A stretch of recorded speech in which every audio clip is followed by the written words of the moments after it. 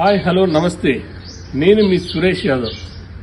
తెలంగాణ ఉద్యమం తర్వాత మళ్ళీ నియంత పాలన ప్రభుత్వాల మీద 10 ఏళ్ల పాటు ఫైట్ చేసి ఎన్నో కేసులు 30-40 కేసులు పెట్టుకుని ఇన్ని రోజులు మీకోసం కొట్లాడినటువంటి నేను మీ సురేష్ యాదవ్ని ఇప్పుడు మళ్ళీ సురేష్ యాదవ్ ఏం చేయబోతుందని రకరకాలుగా వినిపిస్తున్న వేళ మీ ముందుకు మరొక రూపంలో ఒక కొత్త మీడియా రాయల్ మీడియాని మీ ముందుకు తీసుకొచ్చి ప్రజా సమస్యలు ప్రభుత్వాల విధానాలని మీ ముందుకు గ్రామాలలో ఉన్నటువంటి ప్రతి ఒక్కరికి అందజేయడం కోసం మీ ముందుకు రాబోతున్నా.